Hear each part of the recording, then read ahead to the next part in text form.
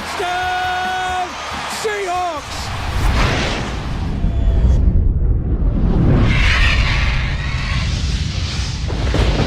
Are you kidding me?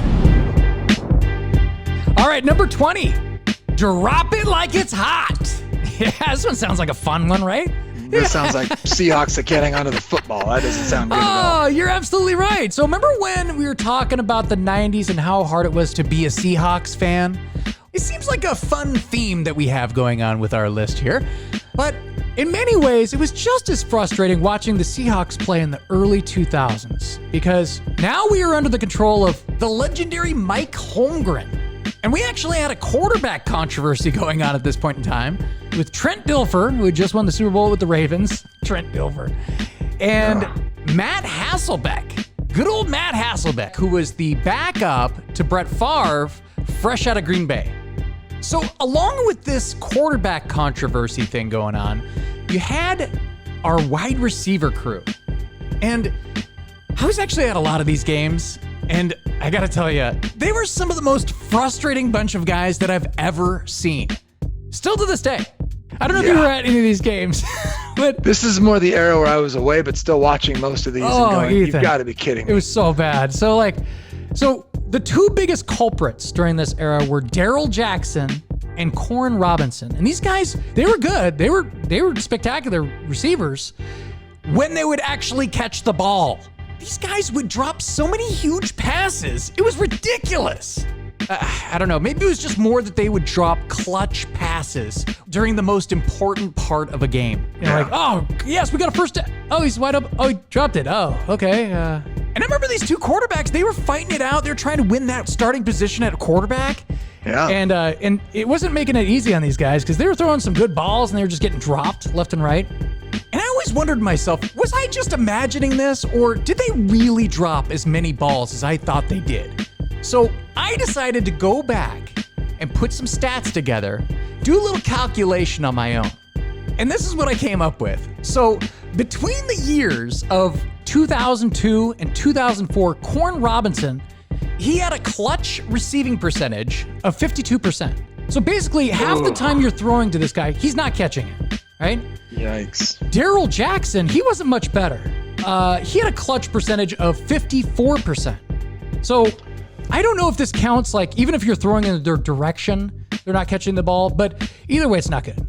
Well, like, what a different era compared to, like, the times of, like, having a Doug Baldwin or, a Curse that just, like, made every big catch, it felt like. Right. You know?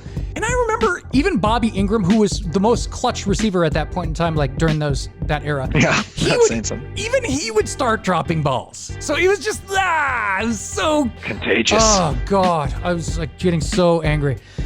But so just to put this in perspective for comparisons, and I'm going to do the most drastic one we could possibly think of, but Jerry Rice in his prime, between the era of 1994 and 1997, Jerry Rice had a clutch percentage of 76%.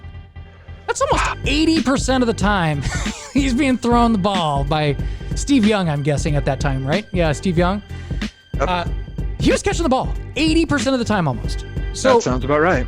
So this lovely era ended with, you really couldn't have asked for a more storybook ending to the way these guys played. It was the playoffs versus the Rams in January of 2005. And it came down to the very last play. Matt Hasselbeck scrambles around. He's trying to find an open receiver. Oh, Bobby Ingram for the touchdown. We went nuts, Ethan. We were all jumping up. Hawks win. It's time to celebrate. We are dancing and advancing to the playoffs. It is a party. But wait a minute, what's going on? Why is everybody stopped? Wait, what happened to the party? What's going on? And we all look back up at the screen to see what the replay is. And we're like, wait a minute, something happened. He dropped the ball. He dropped it. We were literally all just celebrating. It was a true Greek tragedy. He dropped the ball. Very poetic. It was it was great. The perfect end to that era, like you said. Yeah, and I just remember walking back to our vehicles after the game, and we're heading down the alley and just shaking our heads, going, of course that's how it ended. But I was thinking to myself, wait a minute, we had Jerry Rice. We had the greatest receiver of all time on our team, and we chose not to throw to Jerry Rice.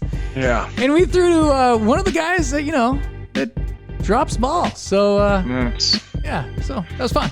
Seattle, baby. Yep. Noticing a theme here? Yep. Drop it like it's hot. Drop it like it's hot.